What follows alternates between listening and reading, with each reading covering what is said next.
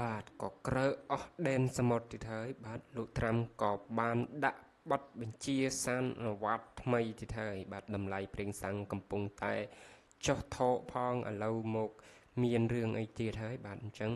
បងប្អូនយើងនឹងតាមដានបាទព័ត៌មានទាំងអស់គ្នាបាទថា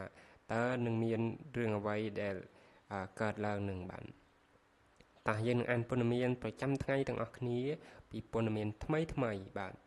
លោកត្រាំចាប់ផ្ដើមបិទខ្ទប់កំពង់ផែរ៉ង់ឡើងវិញបាទគឺលោកត្រាំលេងម្ដងទៀតហើយបងប្អូនបាទគម្រាមវាយប្រហារកំទេចរោងចក្រធម្មពលវ៉ាវលើកនេះសង្ស័យធំហ្មងបាទសាំងកំពុងតែខាងបាត់ដំបងយើងបានចុះដល់38ហើយបងប្អូនចាស់ខាងខេត្តផ្សេងទៀតចុះបានប៉ុន្មានហើយសាំងបាទ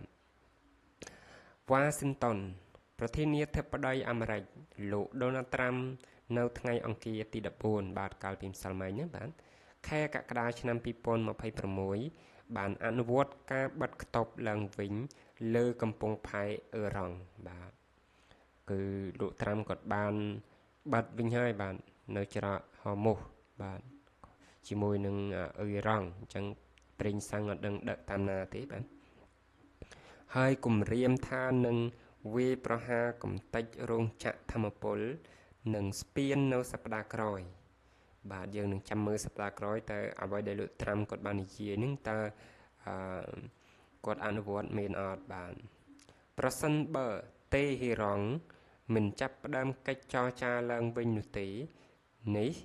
បើតាមការចេញផ្សាយដោយទីភ្នាក់ងារសារព័ត៌មាន Reuters បាទនេះគឺដកស្រង់ពី Reuters បាទ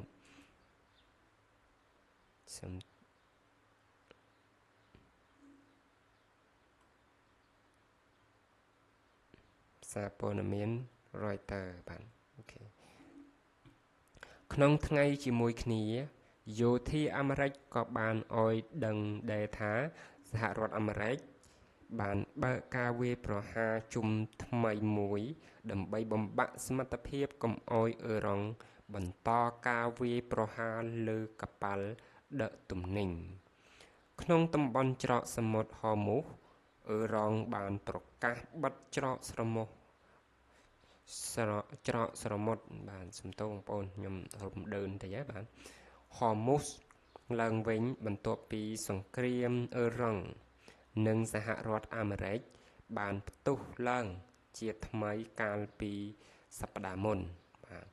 ខាងអ៊ឺរ៉ង់និងអាមេរិកវាយគ្នារហូតបងប្អូនគឺអត់ដែលឈប់ហ្មងតាំងពីណានៃមកគឺលឺទៅវាយអញ្ចឹងបាទធ្វើបទឈប់បាញ់ដែលមានផ្ទុក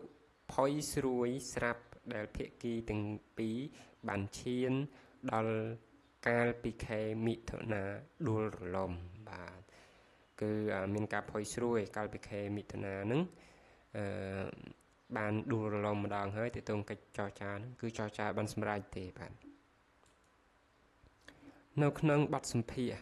ជាមួយកម្មវិធី Special Reuters Report with Brett Bierria របស់ទូរទស្សន៍ Fox News កាលពីថ្ងៃអង្គារមកនៅសហរដ្ឋអាមេរិក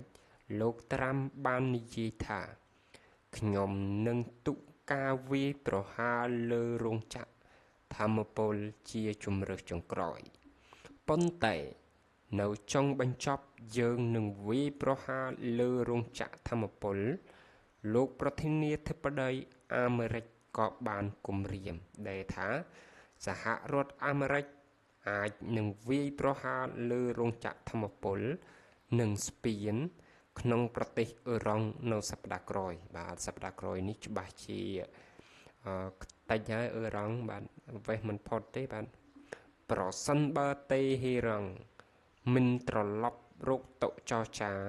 ហើយចាប់ផ្ដើមកិច្ចចរចាឡើងវិញនោះទេបាទគឺ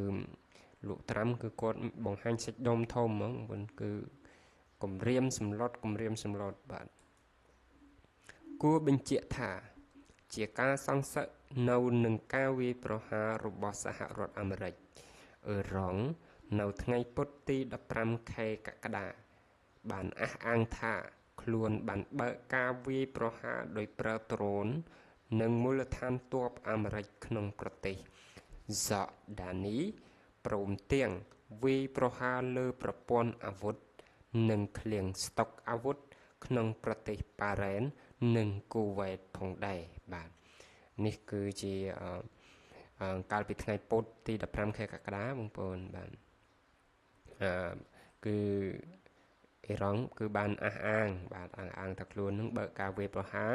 ទៅលើមូលដ្ឋានទ័ពអាមេរិកបាទនៅក្នុងប្រទេសហ្សកដានីបាទព្រមទាំងវាយប្រហារទៅលើប្រព័ន្ធអាវុធនិងឃ្លាំងស្តុកអាវុធបាទឃ្លាំងស្តុកអាវុធក្នុងប្រទេសបារ៉ែលនិងគូវ៉េតផងដែរបាទវាវាយពួកនឹងវាយរោតែកន្លែងសំខាន់ទេបាទដូចតែកន្លែងមានប្រេងមានអីហ្នឹងគឺវាសងសឹកគ្នាបាទអញ្ចឹងទៅធ្វើឲ្យធម្មពលប្រេងហ្នឹងគឺចលាចលការឡើងថ្លៃទូទាំងពិភពលោកដូចមាសអញ្ចឹងដែរបាទអរគុណបាទបងប្អូនទាំងអស់គ្នាជូនពរសំណាងល្អអរគុណកុំភ្លេចជួយតាមដានជួយចុច Subscribe តាមដានខ្ញុំបន្តតបទៀតបាទសូមអរគុណសូមជម្រាបលា